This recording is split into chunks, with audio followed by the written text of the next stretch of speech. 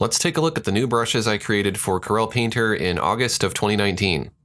There are 3 brushes and they're all found in the Particles Glow Effects custom brush category that I created here in my workspace. You can download these brushes from my website. I'll put a link in the description of this video. The first brush is called Glow Foliage.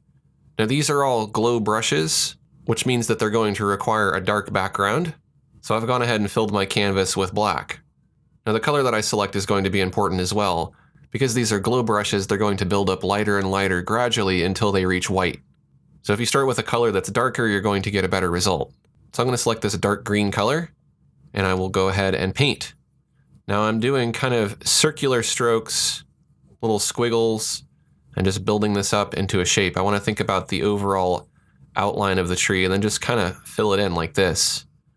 I'm just letting it build up on itself. I'm using pretty firm pressure here. I could use lighter pressure if I wanted smaller foliage, and heavier pressure if I want bigger, broader foliage.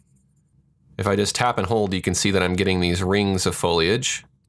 And if you make your brush bigger or smaller, then the size of those rings is going to change. So if you wanted little foliage like this for a bush, you could use a small brush. You could even do little hanging patterns like this. Or if you wanted foliage that's larger, you could just gradually increase your brush size. Now when you drag your cursor out like this, the size of the cursor is not necessarily going to represent the diameter of the brush. Those two things are a little bit out of sync, so you may need to adjust that. But here you can see I can get some foliage that's kind of in between. Now right now I'm just painting on this black background, but I could also add a separate layer, and I could paint onto that. And then if I wanted to, I could take that and move it around.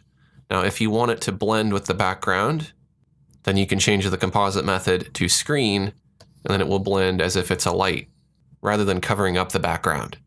And I'm not limited to green. I could really choose any other color that I want here and build up these nice trees and bushes and things like that. I could also see this as being useful for painting grass or dirt or all kinds of stuff, so feel free to experiment with this brush. The next brush is called Glow Twirl. I'm going to select kind of a pinkish color like this. Again, I want it to be pretty dark. This is a particle brush, so the particles are going to have their own movement. You can see if I start to make a stroke, it's twirling around on its own. That's why it's called twirl. And of course, if I go faster, then it makes kind of a bigger, broader wave.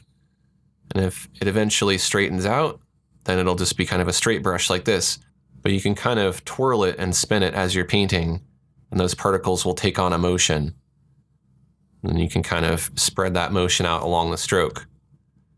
This is kind of a more abstract brush, so you can determine how you'd like to use it. You can also just kind of do strokes like this that have a bit of character. If you want something with more random looking brush strokes for hair, or you could use it for water, for painting mountains, all kinds of stuff. And the third and final brush is called Neon Clumps. I'm going to select kind of a bluish green color like this.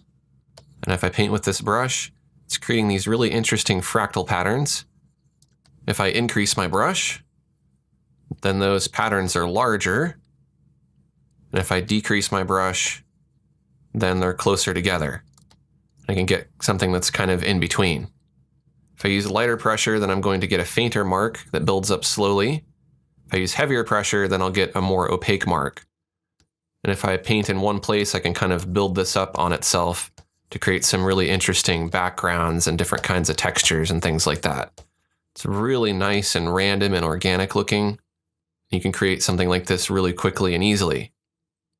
So there you go. That's a look at the 3 new brushes I created for Corel Painter in August of 2019. Download these brushes now from aaronrutten.com.